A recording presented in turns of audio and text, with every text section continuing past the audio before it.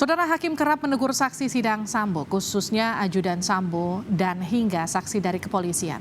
Hakim meminta saksi jujur dan tidak takut berkata jujur. Apakah ini jadi indikasi besarnya kuasa Sambo terbawa hingga persidangan? Kita bahas bersama kuasa hukum keluarga almarhum Yosua Huta Barat, Mansur Febrian. Selamat malam.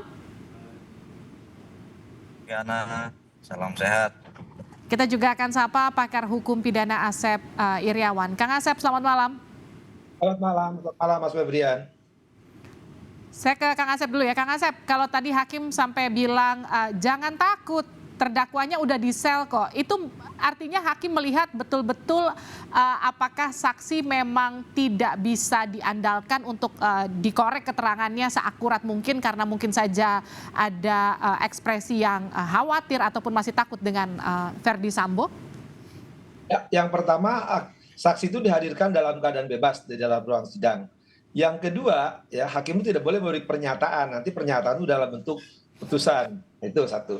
Nah, kalau hakim sudah menyatakan itu berarti ada kesaksian palsu. Yang sering saya katakan ada kesesuaian dan ada kesetiaan. Kalau kesetiaan ujungnya inkonsistensi akan berbeda ya.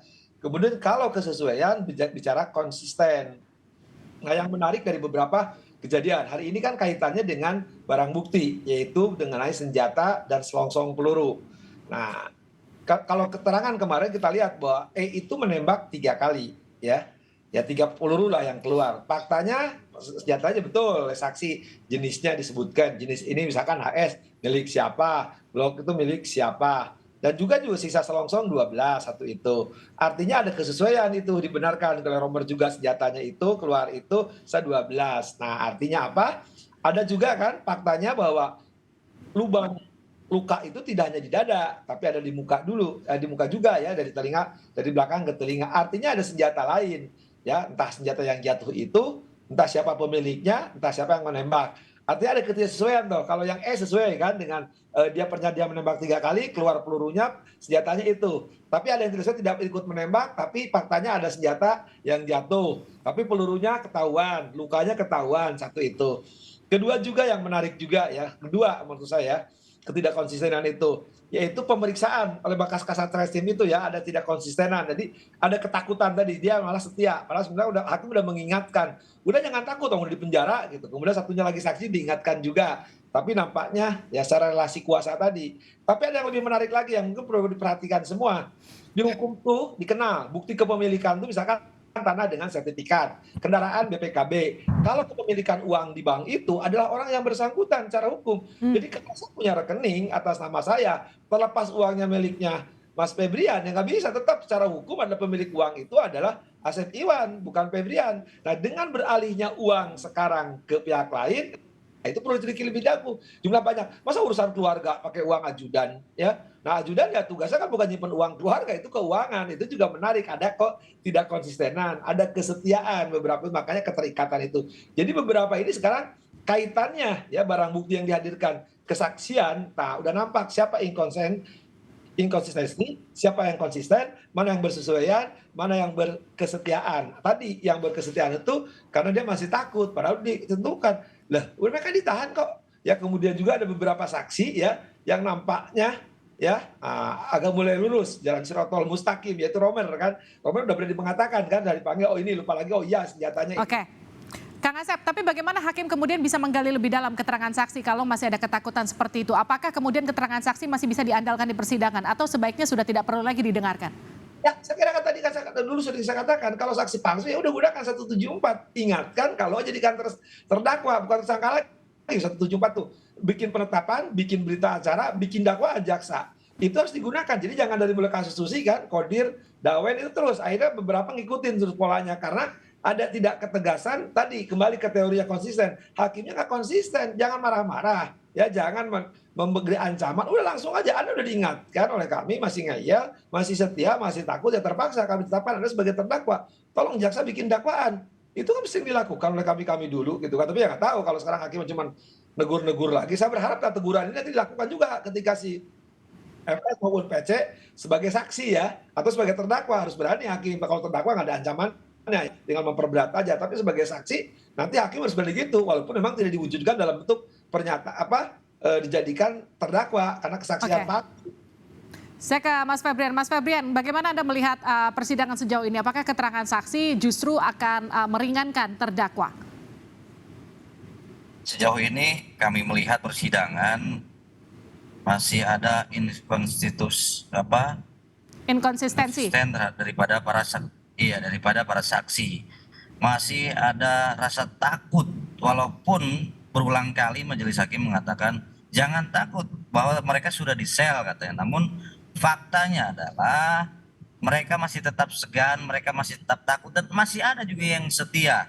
Namun perlahan juga ada yang mulai mereka berkata jujur on the track di jalurnya. Dalam hal ini saya lihat Azan Romer sudah mulai pelan-pelan menyampaikan sebuah kebenaran dalam hal ini terkait senjata yang jatuh, HS yang dia lihat. Berarti kalau betul itu senjata HS, karena satu-satunya yang memegang senjata HS kalau tidak salah itu adalah almarhum. Berarti sebelum meninggal senjatanya sudah dirampas. Dan dugaan kami dari awal jangan-jangan memang betul terjadi sebuah penyiksaan. Penyiksaan untuk apa? Untuk meminta PIN, meminta akses daripada rekening bank. Fakta yang terjadi dalam persidangan adalah ditunjukkan adanya perpindahan uang yang selama ini dikatakan bahwa pengacaranya ini penyebar hoax, bohong, tidak mungkin bisa berpindah. Namun faktanya seseorang yang sudah meninggal tanggal 8 Juli, tiba-tiba tanggal 11 bisa melakukan transfer melalui e-net banking katanya. Berarti kalau melalui e-net banking itu bisa dilakukan melalui handphone. Nah pertanyaannya ini, siapa yang menggunakan handphone ini? Kalau misalnya yang menggunakan handphone ini ternyata Ricky Rizal, berarti persekongkolan dan kekejian ini sudah memang direncanakan secara matang untuk menghilangkan nyawa daripada almarhum. Lalu kita juga bisa melihat wajar saja sekelas Bribka, sekelas Barada itu sangat ketakutan dengan Ferdi Sambo. Ini terlihat perwira Polri juga Pak Soplamit kalau tidak salah, dia juga masih tengok-tengok ketika diperiksa oleh majelis hakim. Itu seorang perwira loh. Apalagi bawahannya. Ini relasi kuasanya sangat luar biasa. Ferdi Sambo power untuk mengintimidasi ataupun menakut-nakuti anak buahnya ini sangat nyata. Sangat nyata relasi kuasanya. Ini harus dikonsisten majelis hakim bahwa ketika ada saksi yang masih berbelit-belit itu tidak perlu diancam-ancam. Langsung saya buat penetapan seperti tadi Pak Asep katakan, jadikan terdakwa supaya apa? Supaya ada efek jerah, supaya peradilan ini dihormati dan dihargai bahwa betul-betul ini untuk mencari sebuah keadilan dan menerapkan marwah hukum di negara kita. Gitu Mbak Vina. Baik, lalu bagaimana kemudian kalau Anda melihat satu persatu hakim, kalau tadi Anda katakan hakim kan sempat menyatakan ayo jujur, jangan berbohong kepada para saksi yang notabene mereka adalah mantan ajudan dan juga anggota kepolisian.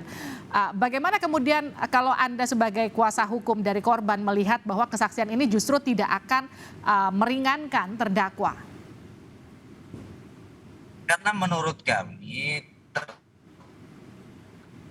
terkait 340 ini sudah tidak terbantahkan lagi. Itu yang pertama. Yang kedua, saksi-saksi yang diperiksa ini adalah bukan saksi yang ibaratnya akan bisa meringankan meringankan para terdakwa, justru akan memberatkan. Kenapa seperti itu? Para saksi ini terikat dalam satu relasi kuasa, dalam bawahan daripada Ferdi Sambo, yang jelas-jelas mengetahui keseharian daripada Ferdi Sambo seperti apa, Ibu PC seperti apa, kemudian karakter beliau seperti apa. Ketika ini digali semakin dalam dan kejujuran ini semakin terungkap, dan itu akan semakin membuat berat skenario ataupun semakin terbuktinya dakwaan daripada jaksa penuntut umum. Karena saksi-saksi yang dihadirkan oleh jaksa ini untuk menyatakan, membuktikan kebenaran daripada keterangan yang disampaikan para terdakwa. Karena kita ketahui terdakwa ini dilindungi haknya, ada asas praduga tidak bersalah sampai berkekuatan hukum tetap. Ini dihormati. Namun jaksa juga harus membuktikan kebenaran daripada dakwaan tersebut. Namun 340 menurut analisa kami itu sudah tidak terbantahkan lagi karena sudah ada perencanaan. Kang Asep, kalau kita kembali lagi ke soal keterangan saksi, seperti tadi Anda katakan dan juga Mas Febrian katakan, seharusnya hakim bisa tegas langsung saja jadikan terdakwa jika memang saksi tidak berkata jujur di persidangan. Tapi adakah kemudian batasan kapan, apakah perlu diberikan sanksi atau misalnya teguran, cukupkah ataukah memang ketika sepenuhnya berbohong langsung kemudian dijadikan terdakwa, apa tolak ukurnya? Ya, malah KUHP tuh bahasanya halus sekali gitu ya. Diingatkan, bukan ditegur lagi, bukan dimarahin lagi, bukan berkali-kali. Setelah hakim ketua mengingatkan saksi, ya itu kalimatnya itu justru cuma diingatkan, jangan bohong atuh gitu kan.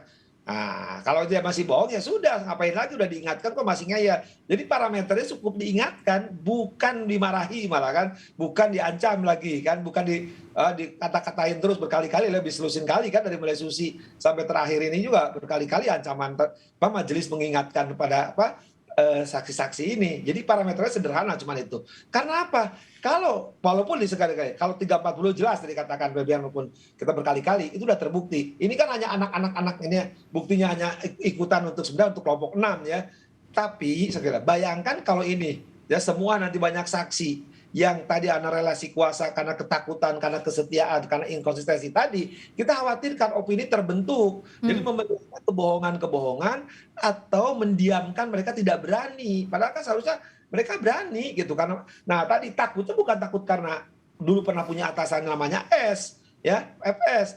Tapi sekarang ketakutan karena mereka kalau saksi palsu akan kena pidana dan ancamannya berat. Karena dia merugikan tadi kan, ini kan jelas. Sekarang mau perencanaan pembunuhannya itu jelas. Dilakukan oleh siapa?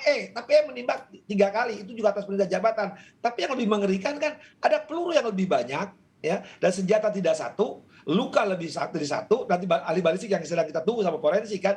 Nah bayangkan kalau itu nanti dibebankan sama sudah berjujur, sudah jadi JC, sudah mengatakan apa sesungguhnya, konsisten. Nah gara-gara teman-temannya yang lebih senior dari Barada membuat cerita karena ketakutan, akan merugikan yang kita harapkan justru dari ini kan sudah semua terbuka dan mulai diikutin orang yang lain kan. Romer dan semuanya udah mulai mengikutin kan. Nah kita berharap kan yang lainnya juga ngikutin. Tapi faktanya mereka masih setengah-setengah. Tapi bagaimana hakim bisa menilai akurasi kebenaran dari kesaksian para saksi? Oke, kan ketika awal juga hakim ketika ada berkas sudah baca satu itu. Kedua, ketika dieksepsi apakah dakwaan cermat jelas lengkap, hakim udah tahu ceritanya. Nah ketika tahu ceritanya, A ngomong A, B ngomong C ngomong D, di situ udah di memorinya itu sudah ada. Jadi kan hakim sudah tahu, loh jangan iniin dong kalimat-kalimatnya berarti sudah tahu. Jadi ketika hakim tahu saksi ini berbeda dan sudah diingatkan, jadikan terdakwa. Oke, sekarang kalau misalnya Anda katakan jadikan saja terdakwa jika memang para saksi ini memberikan keterangan palsu di persidangan. Kalau kita bicara soal pressure dari para saksi, apalagi dengan kehadiran terdakwa di sana, beberapa saksi yang bahkan nampaknya masih bisa berubah-ubah keterangan bahkan di persidangan.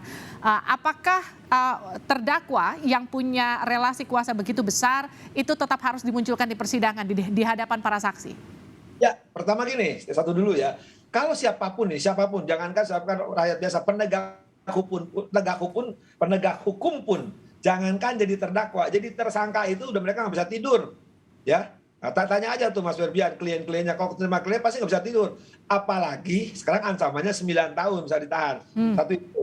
Kedua, apakah terdakwa sekarang bisa? Ya bisa dihadirkan. Jadi untuk kesaksian palsu ini memang jarang para hakim sekarang mendapatkan. Padahal ini sekali lagi 174 ini masih copy paste dari HIR, dari RP Belanda, dari Prancis malah. Jadi hakim-hakim dulu zaman generasi saya juga sering digunakan supaya pembelajaran para saksi tidak bohong.